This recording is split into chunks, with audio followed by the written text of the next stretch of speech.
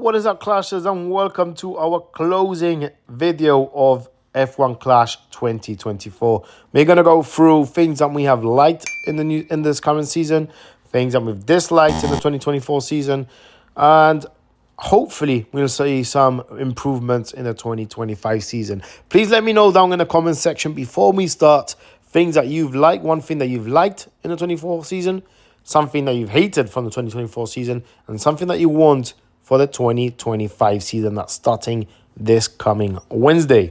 Something that I personally would like in the 2025 season is for the game to continue or push me to log in every day. And maybe that would be something like some challenges, some daily, weekly, monthly challenges, something that will keep me going into the game. Something that hasn't been making me going into the game is those 4 tracks per series. And that is one of the major downfalls I have. But let's continue this the right way. So we're going to go and touch upon duels, GPs, and some events. If you would like to comment, please do so. We're going to go over and head to our duels. And one thing that they did add in the 2024 season that I'm going to give it a thumbs up, that is track stats. It added a lot of dynamic towards the game. You had to think about what car setup you need, which drivers to select. So that made you use more of your components or your assets that you have in store. So track stats for me was a massive thumbs up. But we got a thumbs down also in the series, and that was, like we mentioned before, 4 tracks per series was boring. Very, very boring. They did add track rotations for series 10, 11, and 12.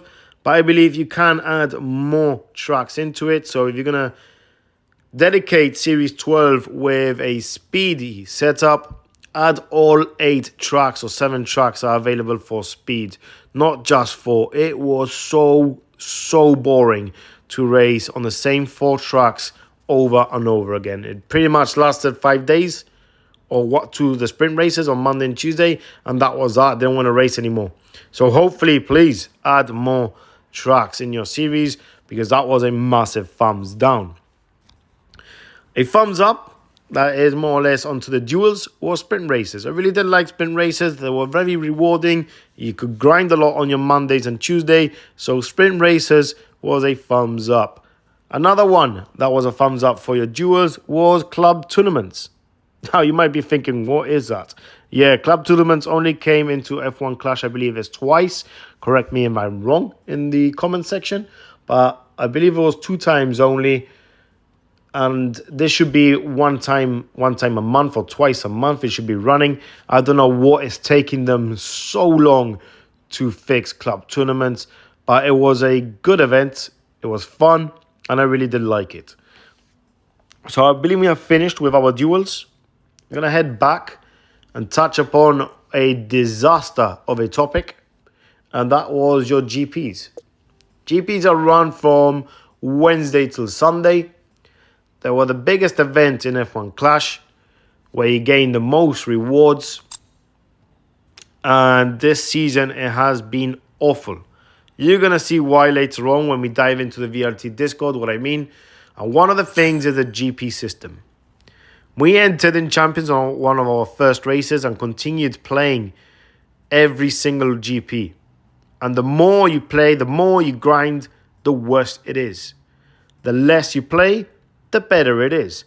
So you got myself here with a lot of Q medals, absolutely shambles of medals, to be honest. It is embarrassing to show you this. But then we got one player that barely played GPs, entered the game late, and all you see is P1 medals. He hasn't done anything else. Not even top 10 or 3rd or 2nd medal. Every medal that he has is P1. And you'll see that later on. So the GP grouping system, the more you race, the more you play, the more you get punished. So it was disastrous. They added sponsor tasks. I'm going to give it a thumbs up, and at the same time, it's a thumbs down. Sponsor tax was actually pretty neat when it came in, but I believe the whole structure of adding more race points and forcing you to use certain drivers, especially legendary drivers, was not the right way to go with it. I mean, legendary drivers were completely paid to win, and the only way you can unlock it during the season, apart from it coming late, was paying for it. So free-to-play players, you were losing either way. You were not getting legendary drivers, and also your GPs, you were getting 6 points less than everyone else. So completely unfair. GP system, GP events, everything is a massive thumb down. And now that we have touched upon legendary drivers, we're going to go back into that. And also sponsor tasks, I'm going to give that thumbs down. If we go over to legendary drivers, they started off with legendary drivers pretty late. I really did like that they added more drivers like Niki Lauda and Senna. But the whole structure of the legendary drivers was awful. So it's kind of a hit and miss what they've done with the legendary drivers. Heading over to the events that F1 Clash did, we got one major event. That was the Champions Grand Slam. I did like it, to be honest. I'm going to be dead honest with you. I did like it. The structure of it, I didn't like it. Maybe the requirements to come in was way too much of pay to win, even though they offered a lot of free crates. Legendary drivers came in way too late, and they need to redo the whole structure, I believe. But I did like the Champions Grand Slam, just not the structure. So I believe I more or less touch upon the major things in F1 Clash 2024.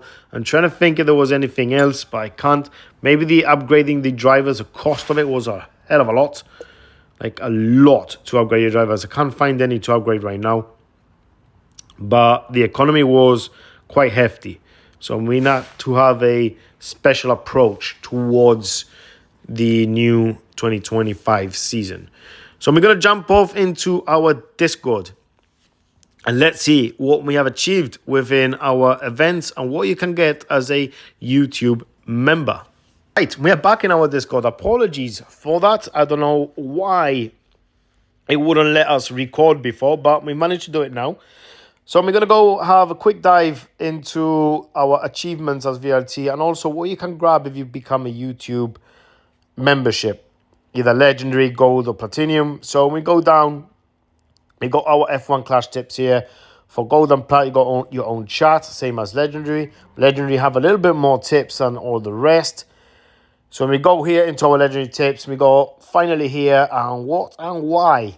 I don't know if you know what's going to come, but you could let me know in the comment section what you think these two titles mean. We will be providing more information when we get the green light.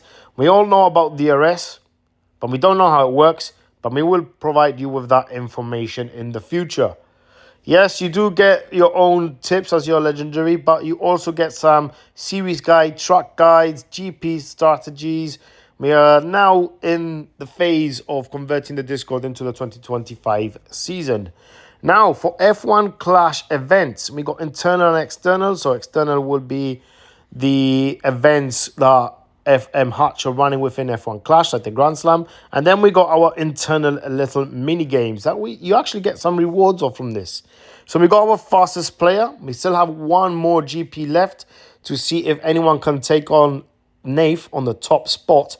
We got second with Legend Ibo and third Goofy Racing. Walty Pies did beat Nath, but because you got to pull off this fastest lap in your GPs, your duels didn't count. So that means that Nath still is running the show. We're going to go back and we got P1 achievements. We got 54 players that have achieved P1 in VRT. And we're going to carry on with this little event for the next season. Hopefully, we're going to push this into getting 60 players to get P1 for the next season. But 54, we beat our mark. We wanted 50 players and we got 54. I really do like this. Now, remember what I mentioned. The less you play, the better it is. Here it is. Drax with P1 in Junior, Challenger, Contender, and Champion. Completely nailed the game. And why? Because he didn't even play GPs. It's kind of a new sandbagging method. And I really, really do hope the Hutch really fixes this. Because you're meant to reward the players that grind the most. You cannot have someone racing 9,000 or 10,000 races and get absolutely demolished by someone that's only raced 2 races. Now, I'm a little bit joking. About 2,000 races, maybe. Give or take 2,000, 3,000 races and no GPs. And look at the medals that this guy has. Over to our player reputation. This will be added new for 2025 season when we're going to keep track of every player's reputation and see who's achieved the most. We shall think and we add some rewards for this, but it's still on the works. And then VRT achievements. We have the Grand Slam where Nave came out P13. And we have 6 players within the top 100. So apart from Nave smashing that, we got Walty Pie is not far off with 27th place. 30th for John Gale. If you don't know him, he is a content creator racing with Jay. 56, Mr. Hanky. Myself on 58. And then we got Matteo 44 on P95.